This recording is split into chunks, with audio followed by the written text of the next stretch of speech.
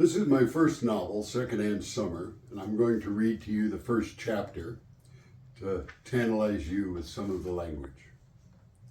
Chapter 1. The last day I saw my father alive, he was in a wooden dory coming through the swells to the beach.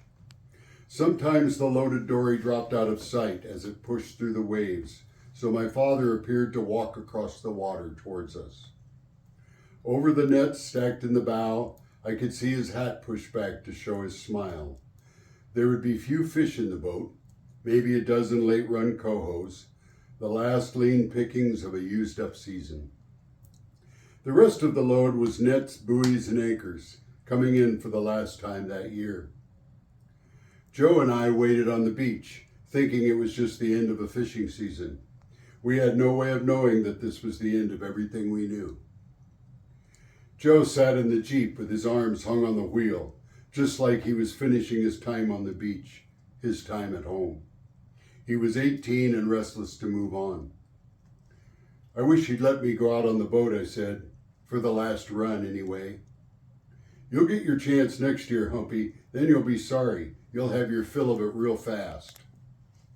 Nah, it'll probably just be you and Dad again, with me on the beach, picking the low tide sets.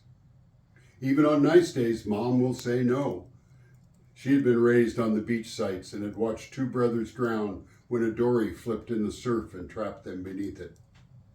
Oh, don't count on it, Humpy. What do you mean? Well, what the hell do you think I mean? Joe leaned out of the Jeep at me. I'm hitting the road. Anchorage? Some road, I thought. Damn straight. The sun and the tide were falling, and an evening breeze had kicked up some chop around the one red keg buoy still anchored between the boat and the beach. The boat hovered while Dad had lifted the buoy clear of the water and hauled the line in hand over hand. His shoulders and stance were broad as he braced against the roll of the swells and the rocking boat. He was full of power when the sea flexed beneath him, and the buoy line was like a bridle on it. He hefted the sandbag into the dory with a spray of water and gray bottom mud, and then he turned toward us with a wave of his hand. I winced to see him lifting that way. Keep your mouth shut, you hear, Joe said. He fired up the Jeep and jerked it into gear. This is between me and him. Joe always called Dad him, as if he wasn't really our father, pushing him away as part of his escape. I try to imagine how Joe remembers him now, but I can't. I just see him the way I remember him, coming in through the chop in his rain pants and the wool sweater cut off at the elbows. He was too far away for the weakness to show in his face. One hand gripped the tiller while the other, brown and cracked like old cedar, waved to us in the sunset. Joe was like him, but taller and leaner, the next best thing. We unloaded the nets when Dad came in, then we dragged the boat up high on the beach with the Jeep. Joe and I were trying to do most of the lifting, like Mom told us to. Last October, Dad had a heart attack, and he'd spent the winter recovering. Mom and the doctor told him not to fish, but he wasn't that kind. I emptied out the odds and ends of tools and bailing buckets that spent the summer in the boat. Joe and Dad unbolted the outboard and toted it and the gas cans into the plywood shed that squatted in the alders along the bluff. With the help of the Jeep, the three of us flipped the boat over on its gunnels so that it rested on a pair of driftwood logs. Then Dad padlocked the shed, and it was done. The last 8 fish of the summer lay in the back of the Jeep for canning, and when Dad passed me and tousled my head, I savored the last sweet smell of man sweat, salt, and salmon. The season was over. Dad jumped in the Jeep and honked the horn. I'll take the bluff, I said. The Jeep had to take the road up the creek bed, through the bluff to the highway. But a person like me on foot could walk 100 yards up the beach and climb a steep trail right into our backyard. From where I stood on the beach, the galvanized metal roof of our house was just visible through a wedge of spruce trees. Suit yourself, Humpy, Dad yelled above the roar of the motor. Joe nodded his head approvingly. Maybe he was going to give Dad the word on the way home and didn't want an audience. I sure hope not. It would be good if we could have the last night of the season without a fight. And it would be a fight, or so I thought. A log house squatted in the fireweed and wild geraniums on the bluff overlooking the inlet. From the back porch, we could look down on the fishermen, their open dories like water birds, all pointy in the front and wide behind. The cork lines of their nets strung like strings of beads across the tide. Farther out, the drift boats fished the riptides that ran the rivers of current, and they had names like Clear Muddy and Middle Rip. Beyond them, the giant container ships steamed up and down Cook Inlet to and from Anchorage. And on the horizon stood two giant volcanoes, with their noses pushed up in the clouds, spouting occasional puffs of steam. In the long light of a clear summer evening, the bluff seemed on the rim of the world, and the boats and the mountains fell away before me. In the summers, we practically lived on the beach, where the salmon ran in great schools along the shore, and we stretched our nets from the beach to catch them. Each day I made a dozen trips up and down this bluff trail, fetching tools and hauling food and messages.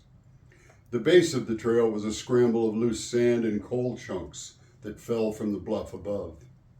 Where the trail ran over the sandstone, there were steps chopped in and a rope for safety.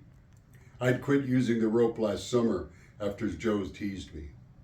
From there, I could scramble on all fours up a washout and over the lip to the backyard. To the right was the garden where Mom spent most of her summer with her back to the water. To the left was the house, guarded by giant spruces and surrounded by Mom's beds of pansies, poppies, irises, and forget-me-nots.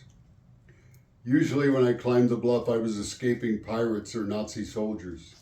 But this day I was all in the present, and I was laden with the empty end of summer. I paused and hung on the rope, gazing down the inlet. The Fergusons were still hauling their buoys, and the Lehman's 4x4 was dragging a dory out of the breakers toward the bluff. In a week, the beaches would be empty, and only tracks on the beach would be those of the jeeps collecting coal for the winter, and it wasn't nearly as much fun as fishing. I was watching the water, contemplating the passing of summer, when Dad had his heart attack. If I had ridden in the jeep, I would have been there, but instead I was on the bluff looking at the water, so I missed seeing my dad one last time.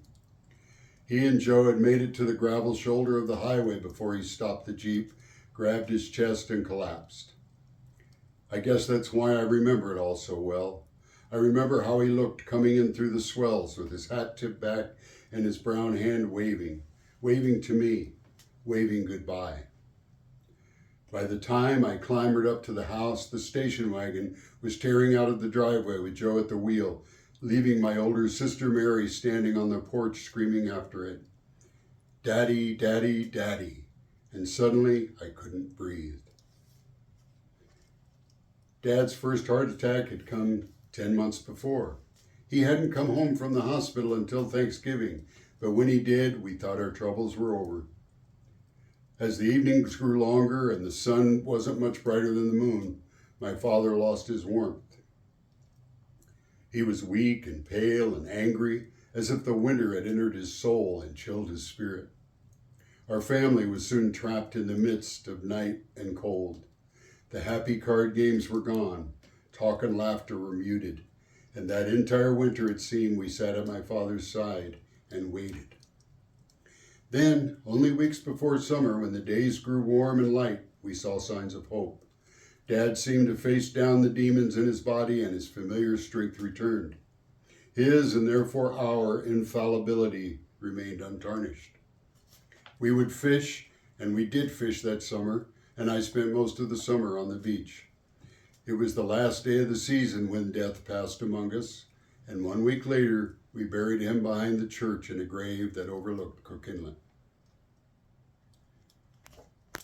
That's the end of chapter 1. And the story goes on to tell about young Sam Barger's adventures of moving to the big city. Here he has spent most of his life on a log cabin out in Alaska wilderness, and now he's going to move to the big city of Anchorage, and he finds that there are adventures to be had there too. Some good and some bad. If you look for Secondhand Summer in the stores, bookstores, you're probably going to see a different cover because a recent cover has come out this year, but it's still the same story. And I've recently published the sequel to this called Back Home, which tells about Sam's adventures in high school and his challenges of living with a brother who comes home from Vietnam. And it's a lot of these stories that I write are based on my experiences, but they're not totally biographical. For example, my father did die when I was young and I had to move to Anchorage, but my family weren't fishermen. But I thought it would make an interesting telling to have the boy's story have an origin on the beaches of Ninilchik, because back in the 60s when this story takes place, that was a very big part of what went on the Kenai Peninsula, was commercial fishing for salmon. Thank you.